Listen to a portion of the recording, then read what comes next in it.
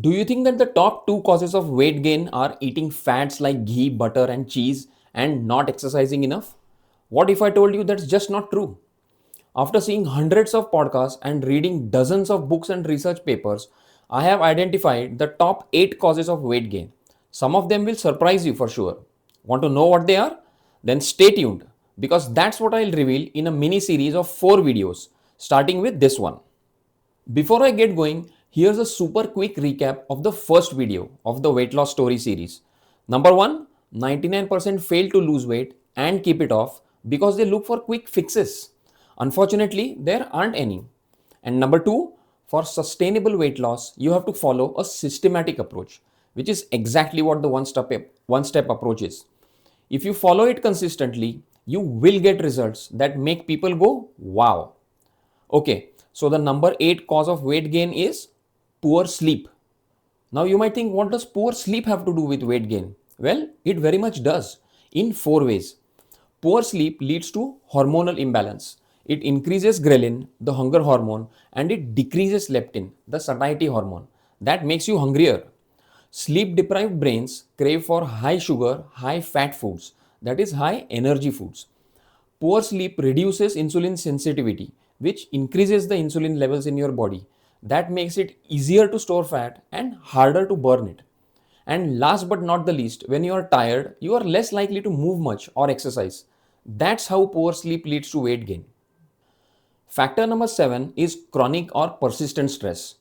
Our autonomic nervous system has two parts: the sympathetic nervous system, which controls the fight or flight response, and the parasympathetic nervous system, which controls the rest and digest response.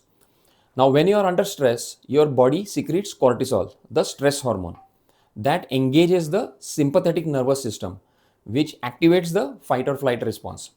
That triggers many physiological changes in your body. So, your heart rate increases, blood pressure goes up, blood sugar goes up, clotting factors go up, immune function slows or shuts down, digestive system slows or shuts down, sexual function shuts down, and your limbs go cold.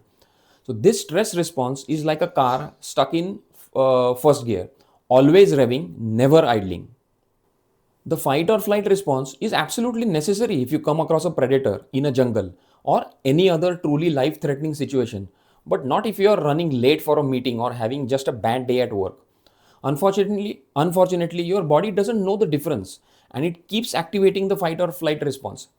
Now, when that happens on a regular basis, it doesn't just drain your energy, it leads to weight gain.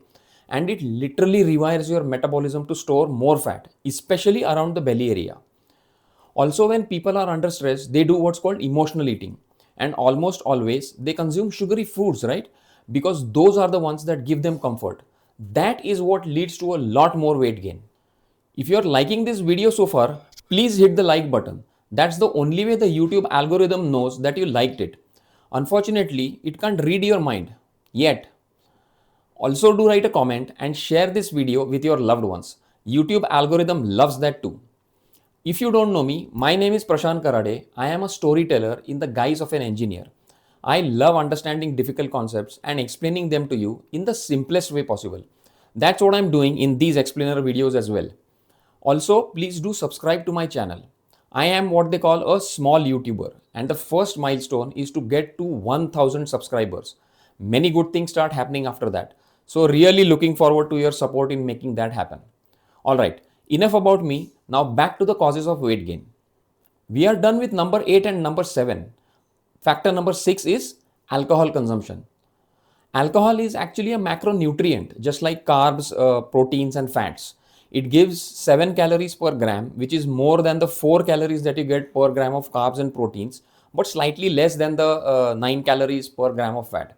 However, according to a lot of articles that I have read, your body apparently spends more calories extracting those 7 calories from alcohol. So, alcohol consumption itself might not lead to weight gain, but if you consume it with Coke, Pepsi, fruit juices, or any sugary mixers, it certainly can lead to weight gain. But when it comes to alcohol, the question that you should be asking is, should you be drinking it or not? Because no amount of alcohol is safe. There's no doubt about that whatsoever.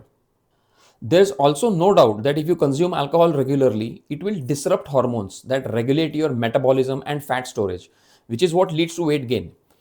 Alcohol also leads to weight gain through three indirect effects: consuming junk food along with alcohol, overeating after alcohol consumption, and eating late.